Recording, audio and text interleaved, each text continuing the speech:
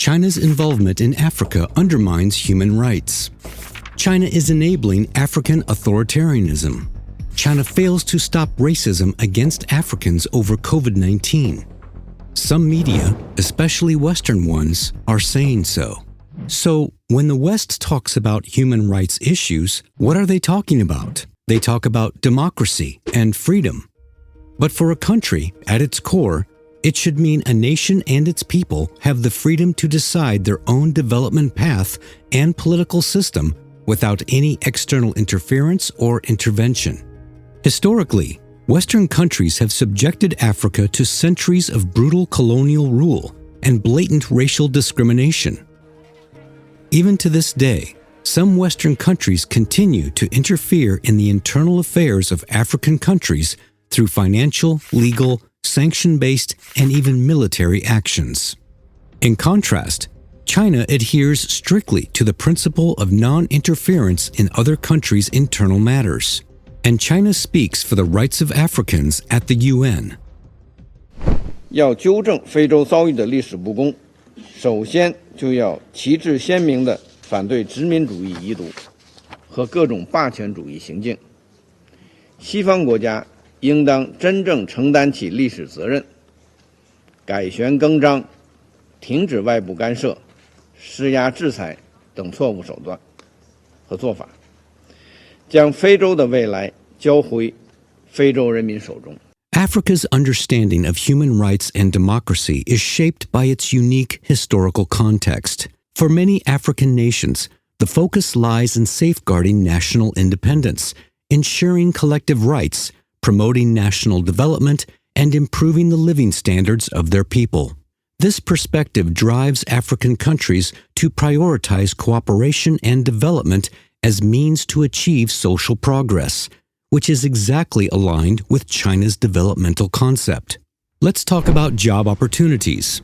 Back in 2021, when asked about how the U.S. viewed China's growing influence in Africa, the U.S. Secretary of State Antony Blinken implied that you should be looking hard at whether, when other countries come in to build a big infrastructure project, are they bringing their own workers with them, or are they giving jobs to people in the country where they're making investments? By the end of 2020, direct investment of Chinese companies in Africa had exceeded $43 billion. China has established over 3,500 companies of various types across the continent. Private enterprises have increasingly become the primary investment force in Africa, with over 80% of their employees being locals. These companies have directly and indirectly created millions of jobs. Let's talk about living standards. Some Western countries criticize others for failing to benefit African people. But how do they themselves treat Africans? During the rampant spread of the COVID-19 pandemic, Western countries hoarded vaccines and even wasted some.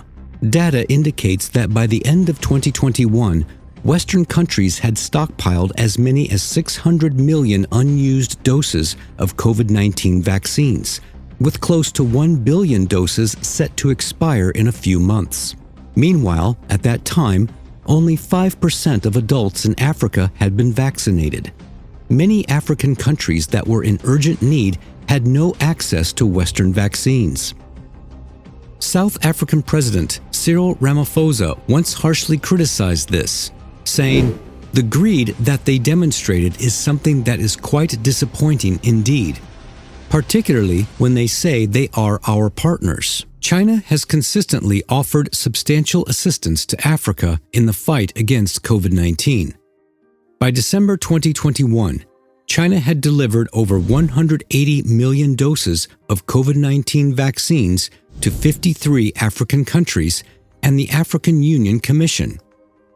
Additionally, China had dispatched about 23,000 medical personnel to over 40 African countries, providing treatment to around 230 million patients during the past decades. Donc, si la Chine, qui a aussi été dominée à un moment, elle, dans son approche, met de côté ces aspects et vient traiter avec humilité, mais voulez-vous que les Africains refusent cela? As we see for the last 15 years, China has been the largest trading partner with Africa. So as China's economy improves, we also expect benefits within the African countries, because if we are cooperating with China, we are looking at industrial development, we are looking at infrastructure development. The list goes on and on. But to sum it up, they talked a lot and did little and slandered those who were truly there to help Africa. Western countries' support for the protection of human rights in Africa should not be about imposing their own will, but rather be based on Africa's understanding and needs. At the end of the day, it is African people who have the final say on whether China is violating human rights in Africa or not. China has consistently respected the choices of the African people, and the results of China-Africa cooperation are visible and tangible. China has never been the so-called human rights underminer, but rather a steadfast defender of human rights.